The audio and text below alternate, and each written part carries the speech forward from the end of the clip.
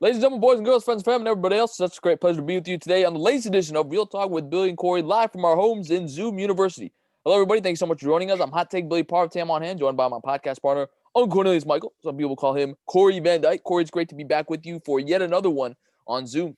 Yeah, it is great to be back with you, Billy, and back talking about the current events in sports going on today. A lot of sports going on. Obviously, we had the conclusion of the national championship. Alabama rolls with that in college football, but we're going to get into a little more NBA big news there, a little bit with the NFL playoffs, of course, going on, and then a little touch roundup on college basketball at the end. So excited to talk about all this today. For sure, and we have a special guest for the second time, none other than Steelers fan extraordinaire, Shamar Parker is going to join us. I'll call him Shamar Marvin Parker because that's the guy Drake wrote about in the song Marvin's Room. But Shamar, thanks so much for joining us today. What's good? Thank you for having me. Appreciate it. Yes, sir, and we'll get a chance to talk about your Steelers in just a little bit here. You may actually have to turn on Marvin's Room pretty soon, but let's go right to the NFL playoffs, Cory. I mean, what an exciting super wild card weekend it was. I mean, we had so many exciting games, Colts, Bills coming down to the wire. The Bucs and football team surprised because you had a guy like Taylor Heineke. The Browns win their first playoff game in forever. I mean, so many incredible storylines. What was the biggest storyline you took away from super wild card weekend? I mean, I think it was that Sunday night game, the Steelers and the Browns. We'll get into it a little more, I'm sure, but I think that was the big surprise from the weekend. A lot of people went in thinking that the Steelers were going to roll them. They've dominated that series as of late. You know, Cleveland never wins in Pittsburgh, anything like that. And then, you know, Big Ben throws 4 interceptions in that game. The Browns jump off to a 28-0 lead and kind of hold on in the end for the city of Cleveland. So that was, I think, the big story. Of course, we had other games along the way that had great finishes and whatnot, but that was really the one that I think shocked a lot of people, especially with Kevin Stefanski out and all the COVID issues that the Browns have had. It was a huge win for the city of Cleveland, obviously. For sure. I think for me, I was surprised by how well the football team played. Now, I think part of that was because the Bucs did not play as well defensively, but I mean, you had a guy, Taylor Heineke, who sounds like the German beard, just roll out there and start dealing against this Bucs defense. I mean, the football team kept it close. I don't think I was ever at a point where I thought, you know, Washington's actually going to win. But the fact that they kept it so close with the Bucs, I think, was definitely interesting. It made it more interesting of a game Saturday night because when the schedule first got released, I certainly did not think that game warranted being the Saturday night NBC game. But nonetheless, I really thought the football team played well, had a good season, and lost to a better team in the Bucs. So Tom Brady gets to advance to the second round of the playoffs. Shamar, what was your biggest storyline of the last weekend? Yeah, it was definitely us losing to the Browns. That was a hard loss to swallow, and I'm pretty sure we'll touch more about on that. And I think another one was it shows that the Bills' defenses. I think one thing I like the most to see was like the Bills' defense is vulnerable. I wasn't expecting Phillip Rivers to go out there and make it a close game. I thought the Bills were going to run away with it. So those two storylines kind of were the biggest ones to me. Well, I did want to ask you, let's go right to it. The Steelers lose to the Browns, final score 48-37. It was actually 28-0 in the first quarter. Browns had a couple of big plays on a couple turnovers by Ben Roethlisberger, and they end up snapping the streak in Pittsburgh, end up winning a playoff game. I know the Cleveland fans are happy. The Steelers, on the other hand, greatly disappointed. Shamar, and as a Steeler fan, you know the team has lost to subpar. This was my rationale. The team has lost to subpar quarterbacks like Tim Tebow and Blake Bortles, and I think we can all agree Baker Mayfield is definitely better than those guys. So the Browns winning is not that much surprising. But here's a team, Shamar, who started 11-0 and ultimately just didn't play well at the end of the season. But what were your immediate thoughts following the game, Steelers losing to the Browns? Oh, I was heated. I mean, right off the bat, you go into the game.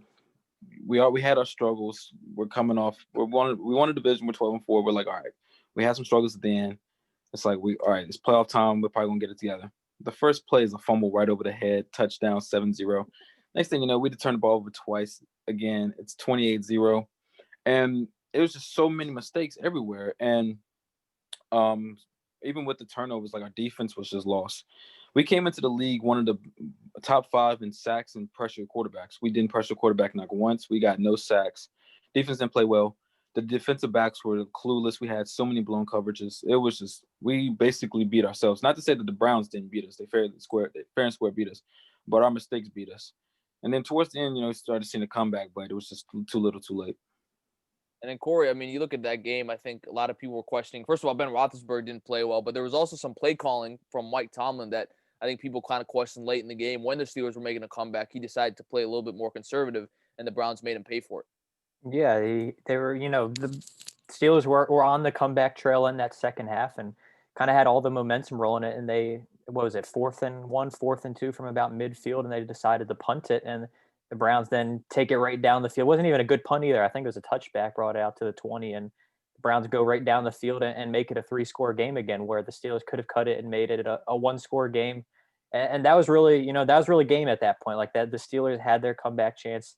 It was right there. And then, Mike Tomlin decides not to go for it when I've said this, you made a wrong decision when like the opposite sideline is like breathing a sigh of relief that you made that decision. Like, and that's what the Cleveland sideline was doing when they brought out the punt unit. They hadn't stopped, the Steelers passing attack in that second half once if Ben wasn't turning it over, they weren't stopping it pretty much. He had driven them right down the field and all that. So it was really some questionable decisions there. And even too, like, I saw a couple of times, late in the game, Steelers could have used a stop to get them back into it, and then they have their linebacker on Jarvis Landry in the slot. Like that's just bad coaching, bad scheme going on there, and Landry has kind of burnt them at the end there, a couple big plays. So definitely some questionable decisions by Tomlin. The Steelers did shake up, part of their coaching staff today, even 3 of their guys not coming back, including their offensive coordinator. So I know. Will be interesting to see what the future of that team kind of looks like going forward. Shamar, do you think it is time for the Steelers to make some changes, whether it be at head coach or quarterback? I mean, you look at this division, first of all, Ravens, Lamar's not going anywhere. The Browns, Baker's not going anywhere. And then the Bengals get Joe Burrow back, hopefully healthy next year. So this division is getting better, and I think it's going to be interesting to see whether or not the Steelers can keep up with the rest of the division. What do you think? Is it time for a personnel change, whether it's the head coach or the quarterback? Well, I know one of the biggest problems is offense coordinator. We just couldn't get the ball rolling. I mean, I was looking at stat like the last 3 years, we ranked 32nd. No, we ranked 29th, 31st, and 32nd last 3 years in rushing attack. Running game was never there. You see in the playoffs, we threw the ball 70 times. We relied too much on Big Ben, who's constantly had injuries. He's not a guy that's had a line all his life. Like you look at somebody like Aaron Rodgers, he doesn't get hit much. Look at Ben, he takes hits and stuff, so it starts to wear and tear on him. So he's out there throwing the ball. He's not the same Ben. It's too much wear and tear on him. So it's like he's getting a little older, and it's like we had to switch. Things got to change because Finchner relied too much on Ben, too many things on Ben, and so it was just time to ways to part with him. And I mean, with as far as the quarterback play, I still love Ben. I mean, he was the only reason we honestly was still in the game. But you see that he also cost us because he's just not the same. Like his decision making was just, you throw the ball 70 times, you're going to expect some turnovers, and it was some crucial ones for us. And I think it's definitely a time we got to look for a successor. I don't know if Mason Rudolph did. I mean, he had a nice little flash during the Browns game. He kept it closer for the Browns than we did against them in the playoffs, but not really too big on Mason Rudolph. So it's like maybe in the draft, it's time to look for a quarterback with this first round pick. Yeah, because I mean, at least offensively, Steelers, maybe have the best trio of receivers in the league: Deontay Johnson, Juju Smith-Schuster, Chase Claypool, James Washington. I mean, they've got a really good offense. So it'll be interesting to see what decisions they decide to make. But let's look at kind of what's the matchups coming up this weekend. For the first time, we have the 1 seeds playing. The Chiefs will play the Browns in the AFC, as well as the Ravens and the Bills. And then we also have the Bucks and the Saints, Tom Brady versus Drew Brees, Part 3. And we also have the Packers versus the Rams. Cory, what I like about these final 8 teams is that I think there's a great storyline no matter what emerges. Because you think about it, if the Browns win, then you're talking about the Browns in the AFC Championship game, or even the Ravens, Lamar Jackson, you get to see an exciting player. And then the NFC, it's quite possible that we'll have Aaron Rodgers versus either Tom Brady or Drew Brees. And even if the Rams win, I mean, people remember the Dodgers won the World Series, the Lakers won the NBA championship. Rams might be trying to go for that trifecta. I just think all around there's a great storyline no matter what emerges from this weekend. What are you looking forward to most this weekend? I kind of touched on it last podcast, and it worked out where this is the matchup that we got. The matchup I'm most looking forward to is the Bills versus the Ravens. 2 of the the young and up and coming quarterbacks in the league, Josh Allen and Lamar Jackson winning that same draft. Two guys that I think have already supplanted themselves as, top 10. You could even argue top 5 quarterbacks in the league with them. So that's really the matchup I want to see. In Buffalo in the snow, it's looking like it should be a great matchup. And really, I think people along, they kind of came into this year. I think me and you we had, Billy, the Ravens in the Super Bowl coming into this year, and they were the 1 seed last year before they got knocked out by Tennessee. And really, it's been kind of the reverse the course for them. I think they started out struggling this year, and they've really, come on to be this team that we expected them to be and performing in the playoffs like we expected them to last week. So I think, that matchup along with Josh Allen, who's become, easily, I think maybe the most improved quarterback to where he is right now from where he was last year. You look at just his completion percentage has jumped like a whole 10 points this year. That's the matchup I'm looking forward to. Two of the great offenses in the game, two offenses that are completely different as well. So to see that in Buffalo, that showdown, that's what my eye will definitely be on this weekend. Shamar, what are you looking forward to most this weekend? I know as a Steeler fan, you're probably not happy that 2 division opponents are in the second round, but other than that, what are you looking forward to in this divisional round matchups? Definitely Chiefs Bills. Ravens Bills. That's going to be the matchup that I want to see most. I honestly it's kind of sizing up to what people expected. Chiefs Ravens, and I think that I would like to see the Ravens, make it to the AFC Championship. I would also like to see the Browns beat the Chiefs, but we all know that's not happening. So, but yeah, most likely the Ravens and the Bills. And we'll get to our picks here in just a second. But here's a question I was wondering, guys. Cory, who do you think is under the most pressure to win this weekend? I mean, you've got 3 Hall of Fame quarterbacks: Aaron Rodgers, Drew Brees, and Tom Brady. All older quarterbacks trying to win another ring. You've got Lamar Jackson, Pat Mahomes trying to repeat. Josh Allen, a lot of hype has been surrounded the Bills. Is there one guy you think, man, this guy has the most pressure to win this weekend and advance to the conference championship game? I mean, honestly, I think it might be Rodgers and the Packers. You look at them; they're playing against a Rams team who certainly hasn't looked like anything special these last couple of weeks. If not for them kind of having figured out the Seattle offense, who knows if they would have even advanced with Goff coming in the game after Walford got hurt, and Goff comes in with a thumb injury, doesn't look like himself. So really, I think if the Packers kind of lay a dud against this one, if Rodgers lays a dud against the Rams, there's certainly going to be a lot of question marks there. Yeah, he had this fantastic season. He's the likely MVP, but if you come out and lay an egg and as the 1 seed with a bye against who I would argue maybe the worst team left in the playoffs, there's certainly going to be some question marks that are there. So I think just on that fact alone, and just the weapons that he has around him as well, Devontae Adams and Aaron Jones, 2 of the best duos in the league. I think if Rodgers doesn't come out and perform, there's certainly going to be a lot of question marks and a lot of pressure on him to perform this weekend. I remember this season, in the case of the 1 seed, there was only the only bye was for the 1 seed, so only the Packers in the NFC and the Chiefs in the AFC got the byes this season. Shamar, who do you think is under most pressure to win this weekend? It's really a tough one. I really think that. Really, I'm looking at. I don't know if the situation with Jared Goff and his injury, but it's like they lose. It's like the same thing keeps happening in Los Angeles. They keep making it to the playoffs, but they keep losing. And it's like you look at Jared Goff's play; he has a lot of weapons around him. I really like Robert Woods. I really like Cook, and it's Cooper Kupp, and it's like it's just the same.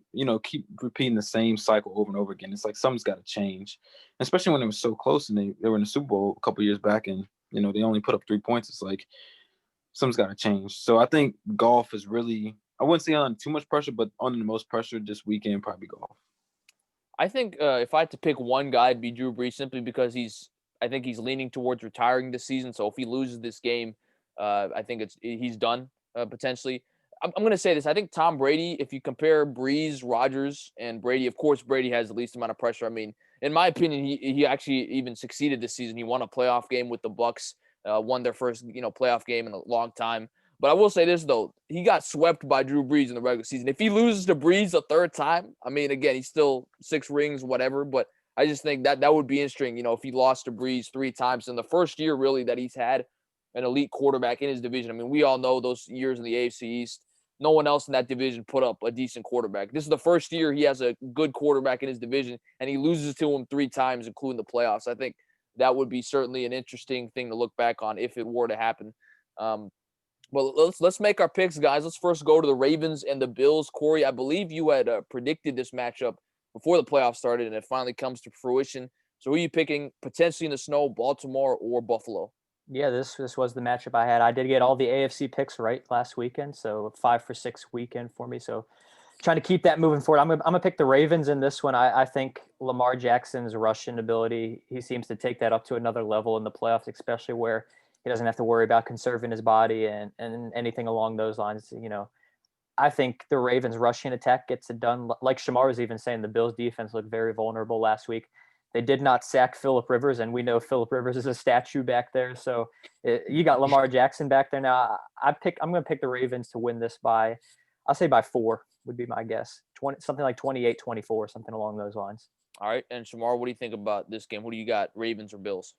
I'm gonna have to go Ravens as well. I think that this is gonna be just who has the better offense and which defense can make the most amount of stops, because I think they're both gonna score. Josh Allen has a great line around him, has a lot of time to throw the ball.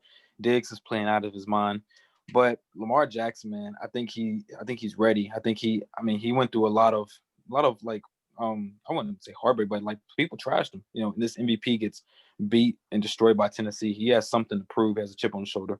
And last week he proved that, and this week I think he's going to prove himself again. Probably a close game. I'd probably say they win by like a field goal. All right, I'm going to go with the Ravens too. I think, like you guys mentioned, Lamar Jackson is a whole different animal than Phillip Rivers.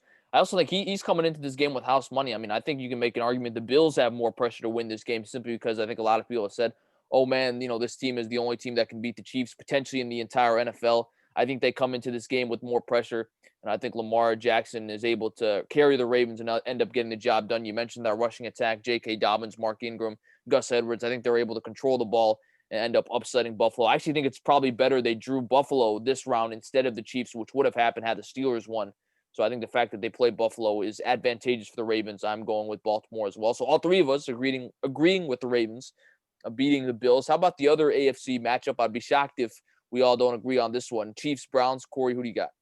Yeah, this one is Chiefs all the way. I think Mahomes has a field day, against that secondary for Cleveland that is certainly banged up. And, we saw what Big Ben was able to do against them, despite the interceptions he was still throwing, a bunch of yardage against them. I don't expect them to have any answer for Kelsey and Hill back there. So I think, I'm going to say even 35-21, something along those lines, that the Chiefs come out on top. Shamar, who do you got, Chiefs or Browns? Definitely the Chiefs. I'm saying around 34-17. Chiefs are just too good. Pat Mahomes is one of a kind talent, and the Browns, they just, their defense just looks like their secondary is just too vulnerable. Pat Mahomes is gonna light that up. Yeah, I think the Browns had a nice season. They beat the Steelers. They won a playoff game for the first time in forever. I don't think anyone's going to be mad if they lose to the Chiefs. I'm going with the Chiefs in a big rout as well. I'm saying 38-17. So we agree on all the AFC picks. All three of us are predicting the Ravens will play the Chiefs in the AFC Championship game. Let's now transition to the NFC. We've got the Packers and the Rams first. Cory, who do you like in that game? I'm going to go with the Packers. I think with Rodgers, despite the Rams, having, I think, arguably the best defense left in the playoffs, I will, look forward to seeing that matchup with Ramsey versus Adams. That should be a fun one to watch on the outside. But I think, just with everything else that they have, it's going to be too hard for that Rams offense to keep up with the Packers and the points that I think they'll put up. I see something along the lines of 31-21, something, 10-point win for the Pack. All right. So Cory's going with the Packers. Shamar, who are you going with? I'm also going with the Packers. Even though I like the Rams defense, I think this is an interesting game that people don't really give, like, everybody's like Packers, I hear a lot of people saying Packers all the way. It's an interesting game because Aaron Rodgers is known to struggle against physical defenses. So, and the Rams defense can be pretty physical, especially Jalen Ramsey likes to talk a lot of trash, get in your head. But yeah, this is definitely Packers all the way. I'd probably say around the lines of a 7 to 10 point win. I would go like 27-17. I don't think the Rams will score many points at all. Man, this is no fun if we all agree. I guess I got to go with the Packers too. Yeah, I think you guys have hit it on the head. I mean, I don't think the Rams are as good as I think they beat a Seattle team that wasn't that good more so than it was a good Rams. I do think it'll be closer than you think because I think if Jared Goff can get going, I mean, he's got a good enough offense that they can put up points. But I think ultimately the Packers pull away. I'm going to say something like 30-21 Packers win that game. So all three of us so far are going with the Packers. We've agreed on every pick. We'll see if I think this one's going to be the most interesting game to pick. Saints and Buccaneers. Again, a matchup of two 40-year-olds, Brady and Brees, round 3 this season. Cory, who do you got? I am going to go with the Saints at home in the Superdome there. I think you look at them, they've already beat and honestly destroyed this Bucs team twice this year. And, more than it is, Brady versus Brees, obviously that's the storyline. I just think there's a huge coaching mismatch in this one. Sean Payton against Bruce Arians. We like to, be there with Bruce Arians and say, oh, the Hokie grad and whatnot. But I just don't think he's a fantastic head coach. He obviously has his mark on the offense, but as an overall head coach, I think Sean Payton just blows him away and runs circles around him. So I think, we've seen it twice already this year, how, the Saints have been the more disciplined team, the better coach team in those games. And I think we see that again. I think it is a lower scoring game than people will see. Two defenses that are, when they put it all together can make some stops and stuff like that. So I'll say Saints 24-17. All right, so Cory's going with the Saints. Shamar, I will say this, though. The last time the Saints and Bucs played, I believe it was Antonio Brown's first game. So, I mean, you don't know how much time he had to adjust to with the offense in his first game. So he's adjusted. The Bucs seem to be coming together now. Who do you think is going to win this game? I'm gonna have to go different. I'm going Bucks. I've learned one thing this whole decade of football, and that's never count out Tom Brady. And Tom Brady in the playoffs is different. Despite last year was different. This year, he's got a lot of weapons. Mike Evans, Antonio Brown, Chris Godwin, Gronkowski can get hot, Rojo, Leonard Fournette. It's like a lot of good pieces. Tom Brady has a lot of options to throw to, and it's the playoffs. He's ready. I think he's going to be more focused than ever. And I think, the Bucks. The problem, Bucks defense is like a top 5 defense here, and then the top, maybe top 20 defense here. The defense is on and off. They be shaky sometimes. So it's going to be interesting. It's going to all come down to whether the Bucks can play defense, because the New Orleans defense is going to show up, but can the Bucks defense play? So I think it'll be a close game, but I'm going to give the Bucks the bigger edge here. Well, I'm going to count against Brady. I will go with the New Orleans Saints to win this game. I just think if Taylor Heineke can put up, 24 points against the Bucs defense, Drew Brees, Alvin Kamara, and those boys are going to have a field day. I'm going to say Saints win probably like 30-23. I think they will control the game throughout. And I think Drew Brees, who might be playing his last game every week from now on, he's got to get it done and deliver. And I think ultimately he does. So this is the first time we disagree. Me and Cory are going with the Saints. Shamar is going with the Bucs. Shamar, I was curious, because I'm assuming, Cory, you'll be sticking with your Super Bowl prediction from last week, Packers and Chiefs. I'm sticking with my Super Bowl prediction, Saints and Ravens. Shamar, who do you think will meet in the Super Bowl out of these final 4 teams? Before the playoffs, I said I got Chiefs Bucks, and so I'm gonna keep sticking with Chiefs Bucks.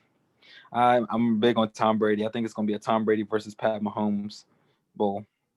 All right. Yeah, I mean, that would be certainly an exciting Super Bowl to see. I think right now, like I said, we've got a bunch of different storylines we can look forward to regardless of who wins on Sunday. But I guess minimum, I'm hoping it'll be Aaron Rodgers in the NFC Championship game versus either Drew Brees or Tom Brady. We'd love to see that for sure. Before we transition completely away from the NFL, guys, I did want to talk about the number of coaching vacancies there are in the NFL. I mean, I think there's like 7 vacancies. If you take a look, you've got the Eagles, you've got the Falcons, you've got the Jacksonville Jaguars, the Detroit Lions, you've got the Houston Texans, the New York Jets, the Chargers, and the Jags. So I think you have about 7 vacancies. I was curious, guys, and Cory, I'll start with you on this question first. What do you think is the best coaching vacancy available?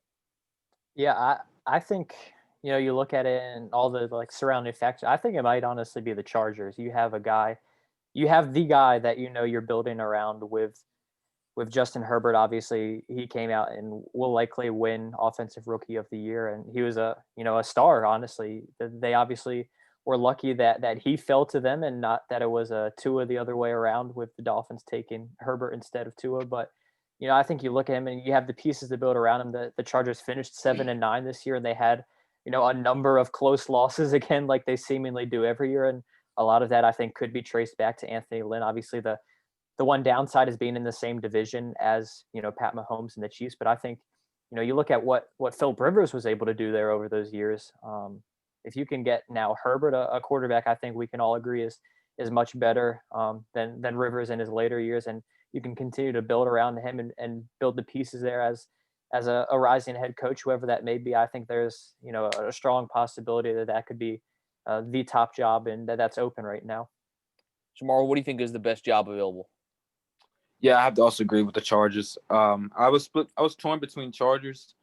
Texans is one of them, right? Yep. Yeah, I was torn between them and two because, of course, Deshaun Watson's a one-of-a-kind talent.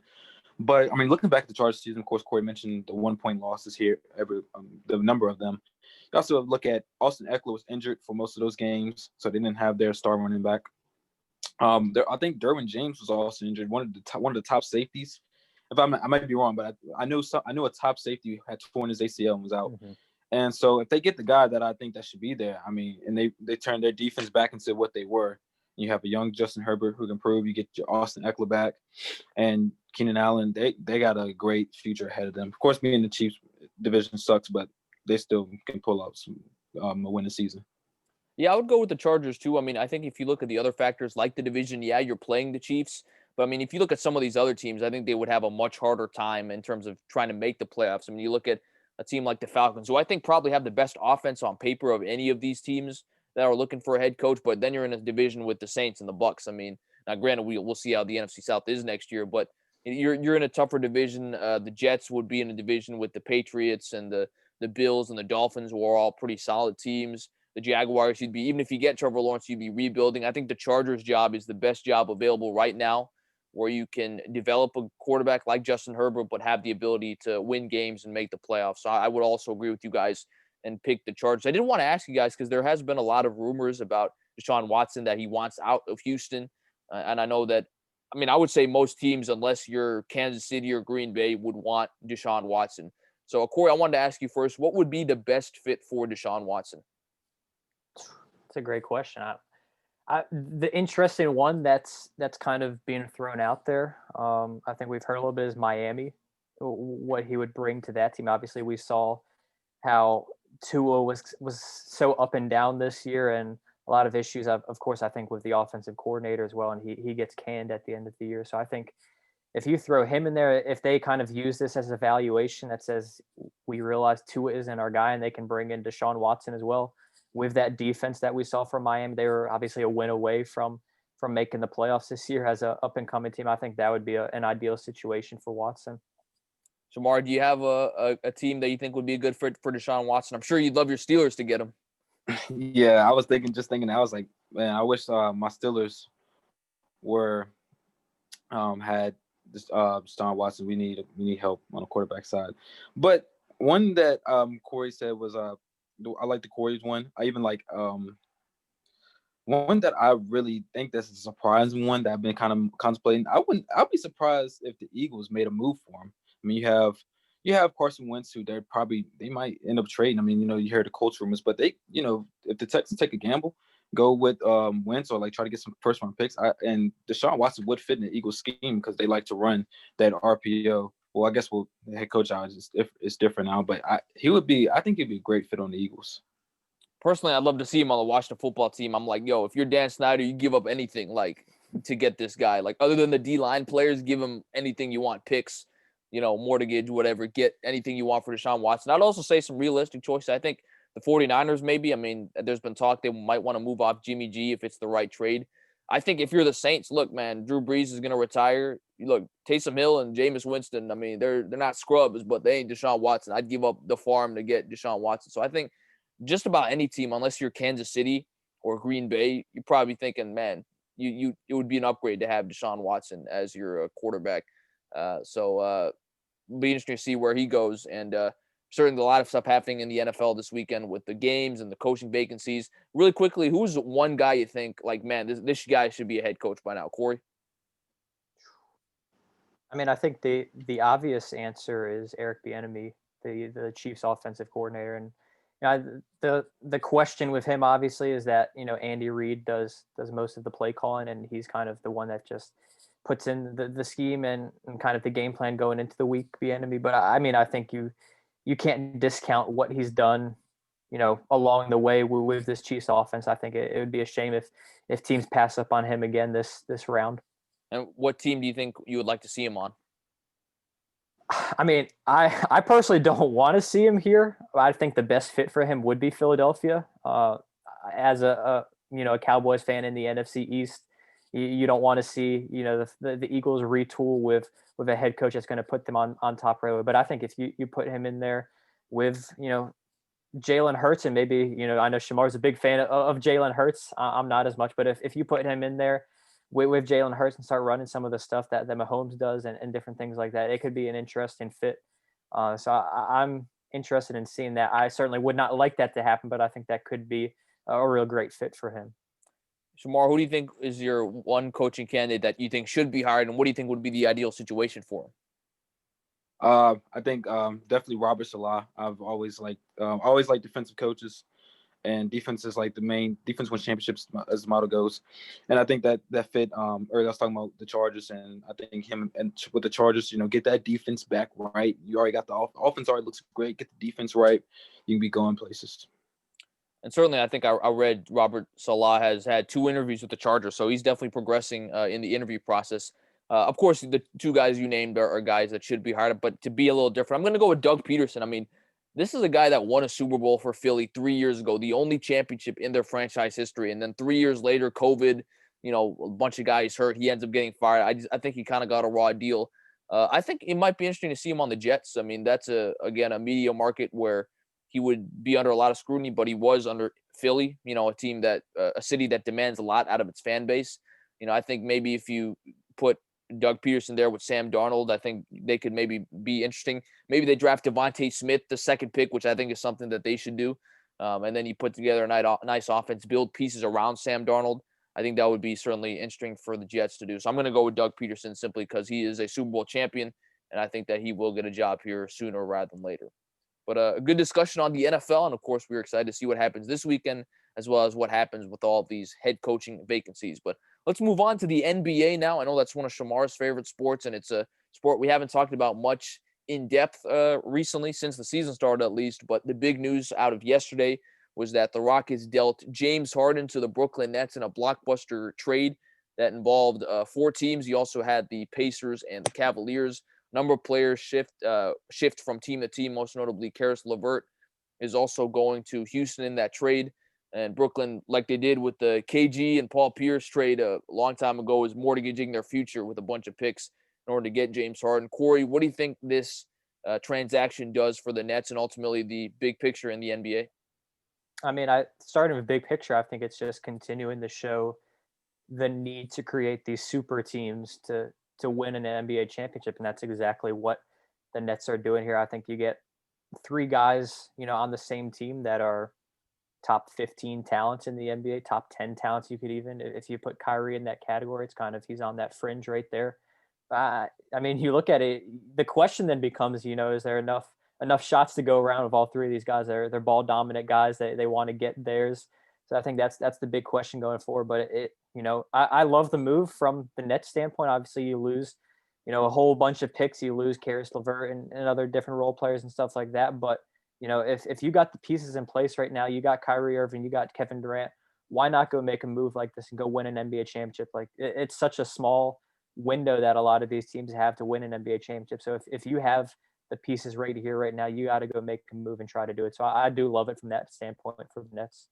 Yeah, certainly very exciting from a fan standpoint. Shamar, I always said that the only thing stopping LeBron and the Lakers from winning the next 2 rings, at least definitely this year, was if they somehow got James Harden to go to Brooklyn and team up with Kyrie and KD. Again, what do you think is the big picture on the Nets? I think the only issue I have is that it feels like Kyrie Irving has checked out. He's missing games. He's missing, a week essentially. Maybe this ends up rejuvenating him. But what are your thoughts on how this impacts the Nets' postseason chances overall? Yeah, if I was the Nets, I probably would have done the same thing. You have to look at it 2 ways. You have Kyrie Irving, Kevin Durant, and you have these role players. And you look at like teams like the Lakers. You're looking at the West, and you're like, man, LeBron James and AD, and then they got role players. I mean, even look at the Clippers; they got role players and superstars. And it's like they didn't really have their role players compared to the Lakers role players is not enough. So how do you beat LeBron and AD? You got to get you a third piece in order to contend because LeBron, AD and LeBron together are just a dynamic duo, and it's hard to stop them. It really is.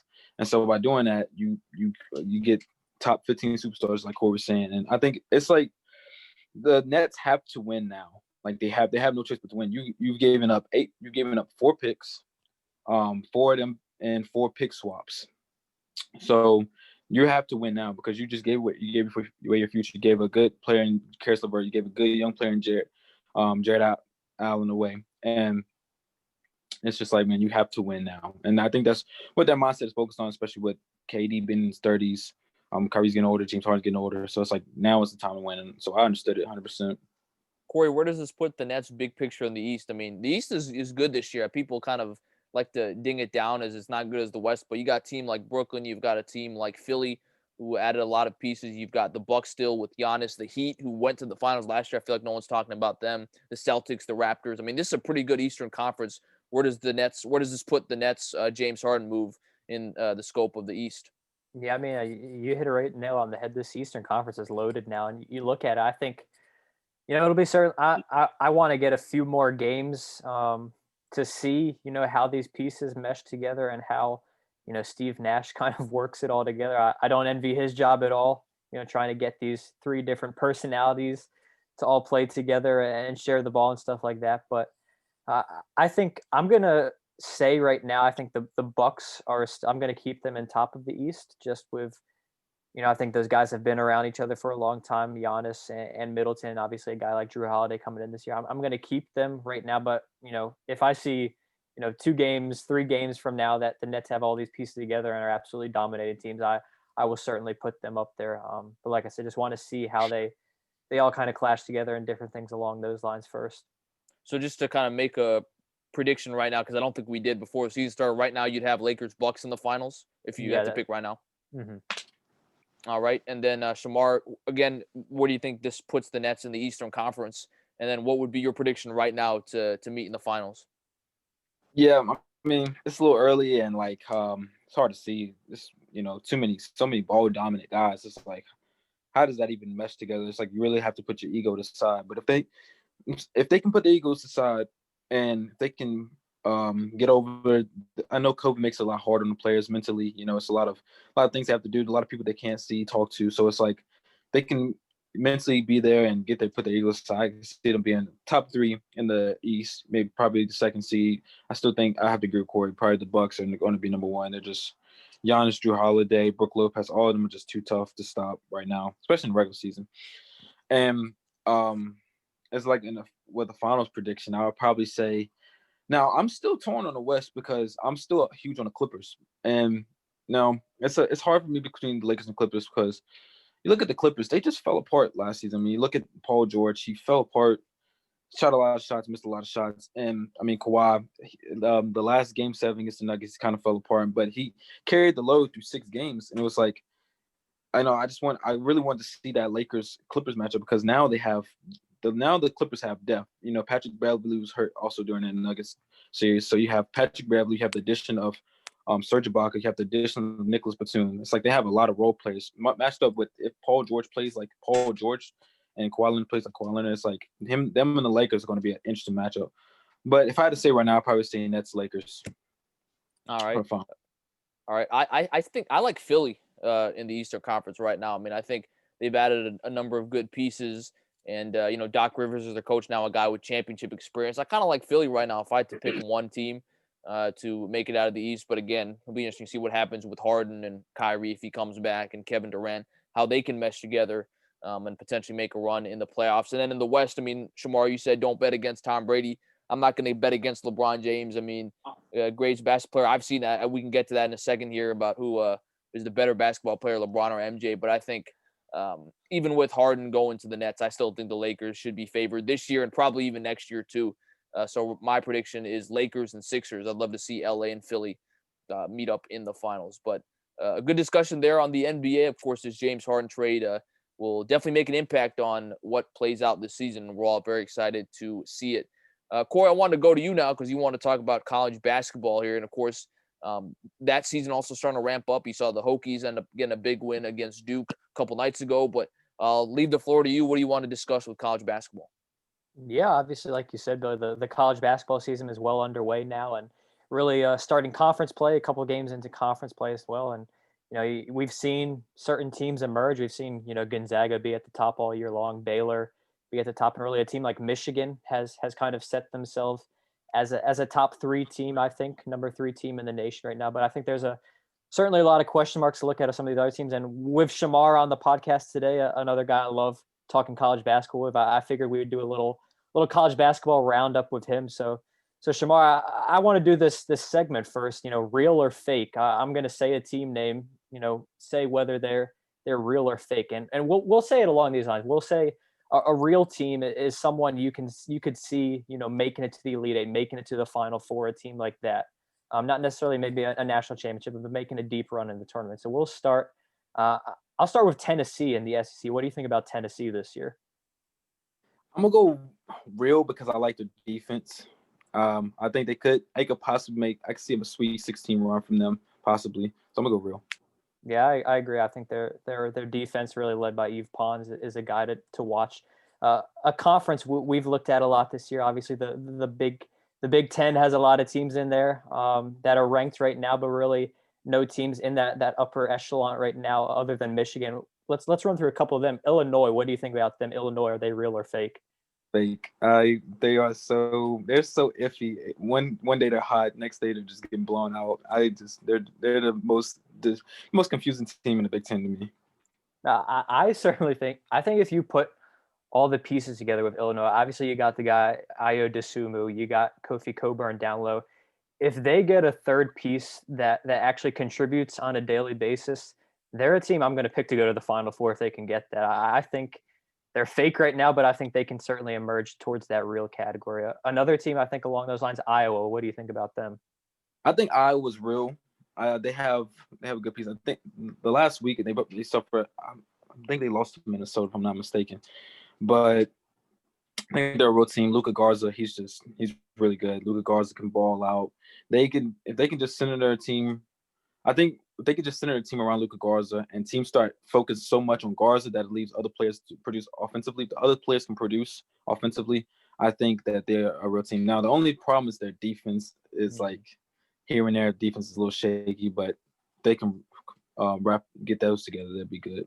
Yeah, I mean, I think the story with Iowa obviously is their defense. Will they get someone else to contribute along the way? Garza's going to get his 20, 25, 30 every night. I think the big piece for them, obviously moving forward too, is will they continue to get those role players to make plays? I'm going to say fake actually for Iowa. I think they're a team that gets bounced, in the second week and maybe in the round of 32 or in the Sweet 16. I don't see them advancing super far. Like I said, I think if Bohannon or Weiskamp, one of those guys, has a bad shooting day, I think they'll be in trouble. Not being able to stop someone who might have a strong day. So I'm going to go fake for Iowa. Let's move into instead of asking you about each of these teams individually in the Big 12, who do you think is the most real of these three? I think we can agree that I think Texas. Would you say Texas is the best team in the Big 12 right now? Out of the three others behind them, Texas Tech, Kansas, and West Virginia, which do you see as the best chance to make a run in the tournament? I think Texas makes the best run, yeah. But after last night, the big question I think I asked myself coming into Texas game was, can Texas Tech's offense produce? And last night you saw Matt McClung go for like 24, hit a game winner. And it's like when Matt McClung plays and they got offense generating, that team is hard to stop because that defense is already there. So I think with Matt McClung's ability to score and play and have offense generated, they can make the deeper run. Other than Kansas, I even probably put West Virginia above Kansas. Kansas is a team that's just this year. It's weird because like the teams like Kansas, Kentucky, and Duke, all three major teams have just been like playing like they're at the bottom of the conference, and I'm just like I have no idea what's going on. So I'm just shying away from Kansas at 100%. Yeah, I would agree with you right there with Texas Tech. I think the big thing for them, and I think it's was even the story of the game last night, is their coach, and Chris Beard, I think is a top 5 coach, in college basketball right now. I think he's was a far superior coach than Shaka Smart, and you saw that in the second half adjustments yesterday. So I think I'll go Texas Tech out of those teams. And one last team I want to bring up is a team in Creighton. What do you think about Creighton, real or fake? All that conference itself is like it's just I don't know. That's a team I'm gonna say real for right now, but I have to watch more games on them because it's just that whole conference is just confusing to me. Yeah, Because I then would. a team like Marquette will come in and then beat them. You're just like, you just don't understand it. Yeah, I would say fake right now to start off, but I think, their big piece is their point guard Zagorowski. If they can get him going, he's kind of had a down year this year. If they can get him going, and with those other pieces that they have there, I will shift that to real. So, kind of going off this, then, maybe some teams we didn't talk about. Who is a team we didn't talk about, and maybe a player that you could see, leading a team like we've seen in the past. We've seen, a guy like Kemba, take a team and lead them, an underrated UConn team. Who's maybe a guy you could see like that leading a team that's kind of under the radar right now? I would say the team is St. Louis for me. I'm really big on St. Louis. They're 7-1 right now, and their guard before, his name is Jordan. He's averaging around about 17 points per game. He's really good. Fundamental guy. He kind of reminds me. He plays just like Klay Thompson. He's a spot up shooter who can play defense, and he has a great knocks down the mid range at a efficient level. He's a guard. I was looking at his averages the other day. He's averaging his field goal percentage is 54% from the field, and for a guard that's really good because guards are usually ranging around 40%, and this guy's having big man averages around the field at the field goal percentage. So as efficient as he is, and as the great St. Louis defense that they have, is I really like St. Louis to make an interesting case for like a mid team that can make a deep run in the tournament. Mm-hmm. I'm gonna go with Colorado, and a guy that I love for them is McKinley Wright, their point guard.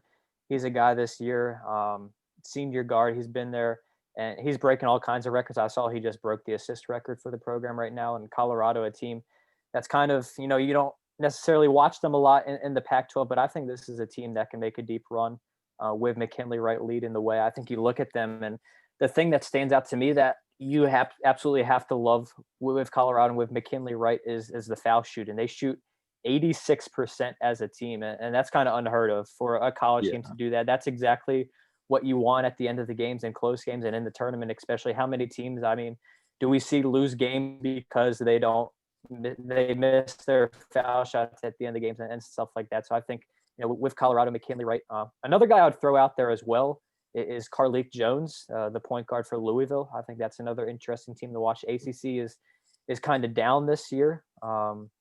But I think with him, he transferred in from Radford, was maybe the highest coveted transfer on the market. I think if you look at Carlik Jones in Louisville, he's another guy that could lead him on a deep run. And I also think, just to throw in another team, Virginia Tech. I'm not saying they're going to go to the elite or anything, but man, I love this team with Jalen Cohen, Tyrese Radford, Wabisa Beatty. We all saw that game against Duke. Duke made it interesting, but I think I was more impressed that Virginia Tech, after getting out to a fast start, was able to weather the storm. Really like what Mike Young's doing. You look at the guys. He's beaten Coach K. He's beaten Jay Wright. He's beaten Tom Izzo. It seems like, Cory, that, Mike Young, and you follow the team pretty closely too. This is a guy who's going to win a lot of games in Blacksburg, hopefully.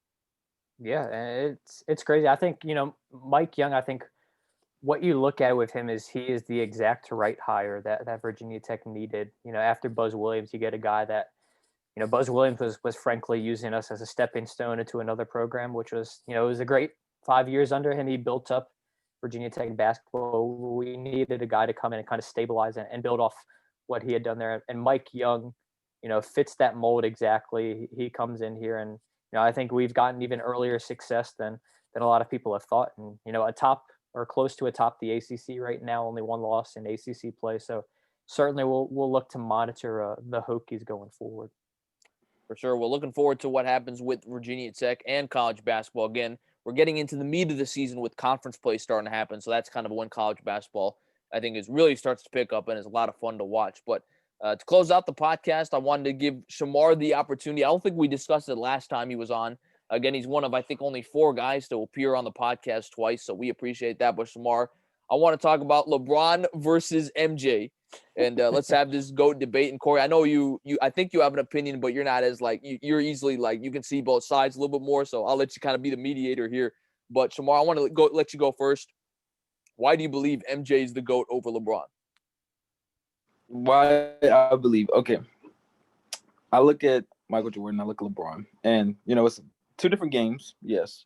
And from what I say from here, it's like LeBron James is a one of a kind. Like he's the greatest player of our era.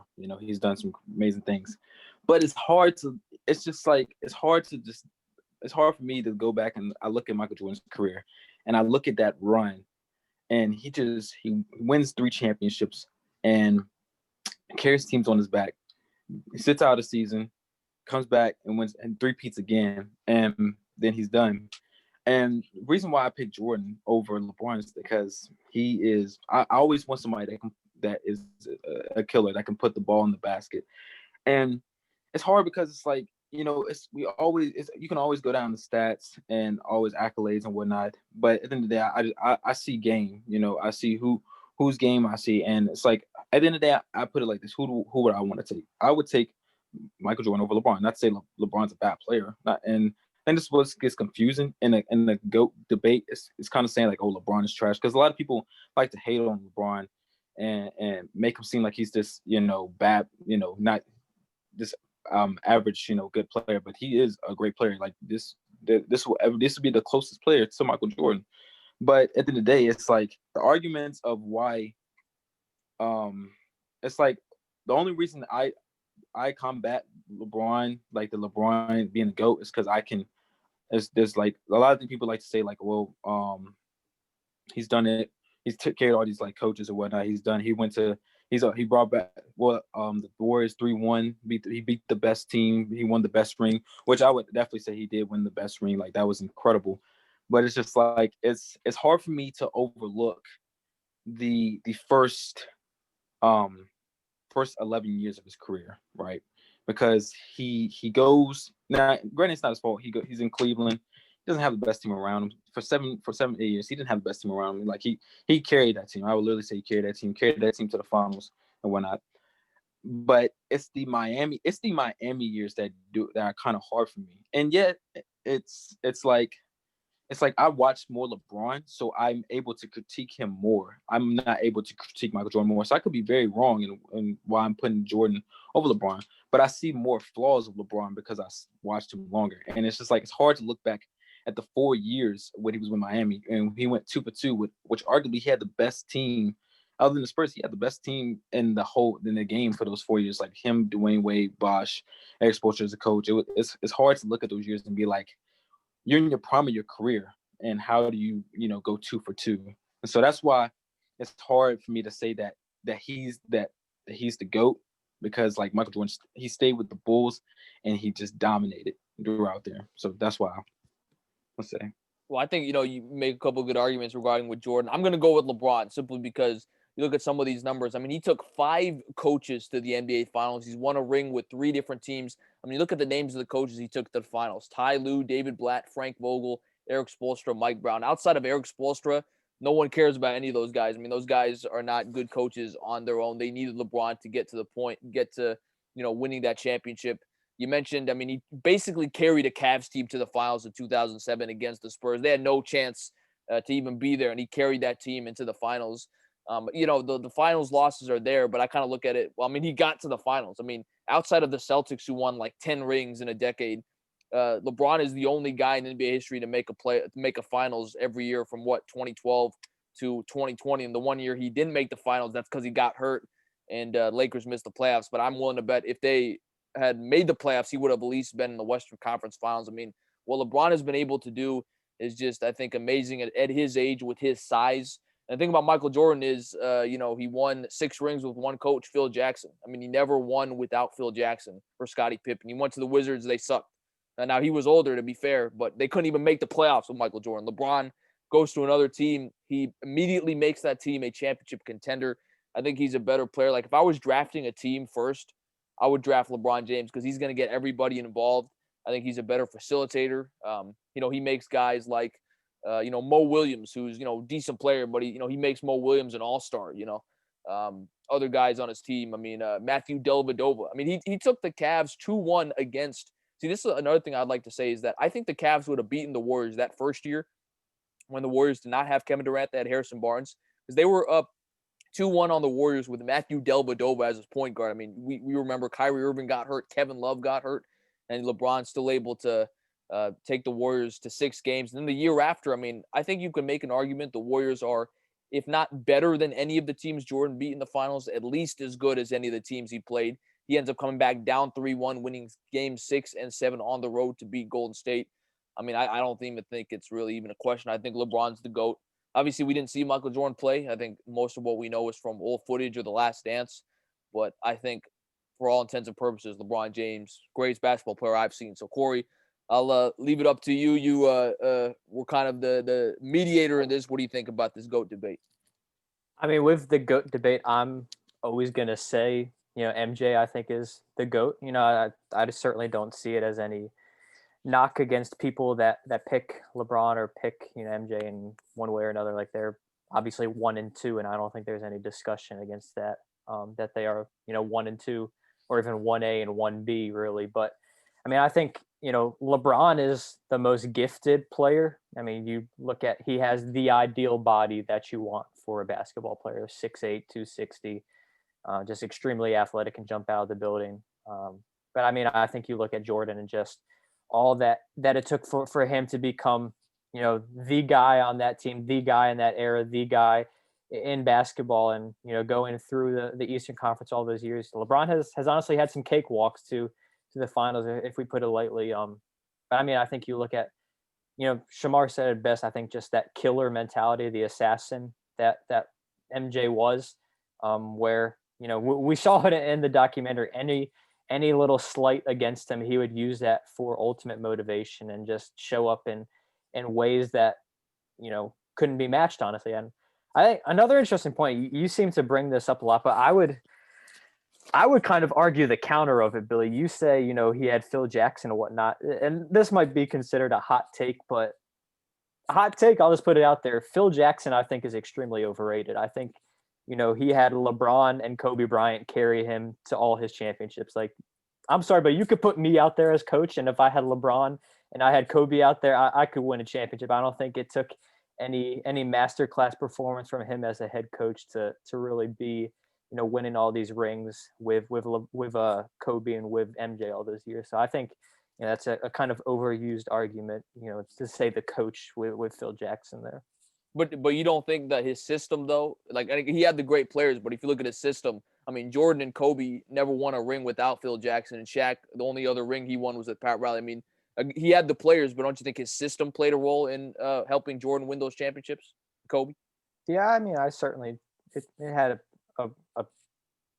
it's there, it's part of the reason, but I just think people overrate that fact. I just think more so it's about the players and the players that you have out there, and when you have, two guys that I think, MJ, I'll say number 1, and Kobe, I think, is the top 10 player of all time. I think you'd be hard pressed to mess that up with whatever system you put in there and with the surrounding pieces that they had as well.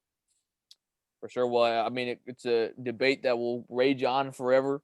But no doubt we're all lucky to see LeBron play right now, just like the generations before us were able to see Michael Jordan play. Shamar, it's been great having you on the podcast. Before we go, do you want to say any hot take you want to get off your chest, any sport? Maybe something's going to happen in football, something's going to happen in basketball. Any hot take you want to get off your chest?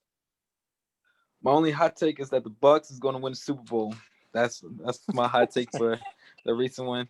And I appreciate you guys having me on. I love talking sports, and just to a wrap up with that MJ LeBron debate. I would definitely there's so many things that you can just look at.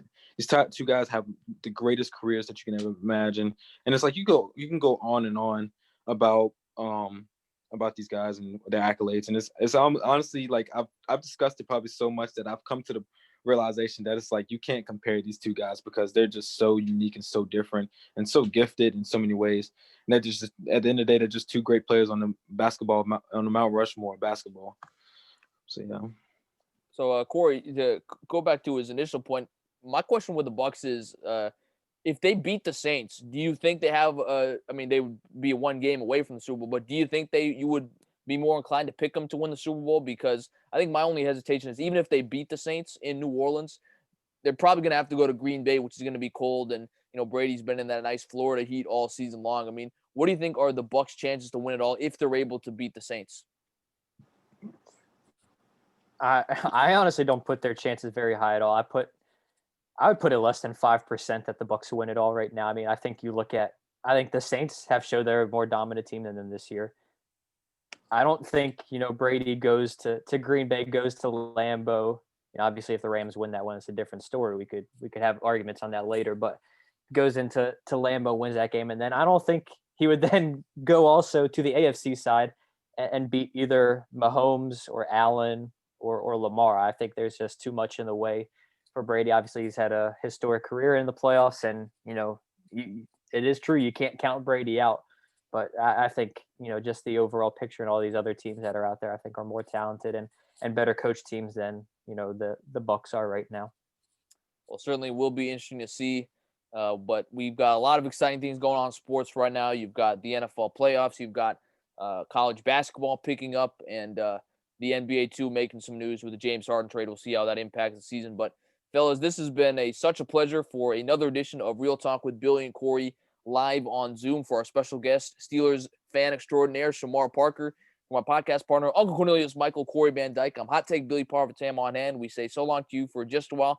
Have a great time, everybody. We'll see you next week. Love you 3000.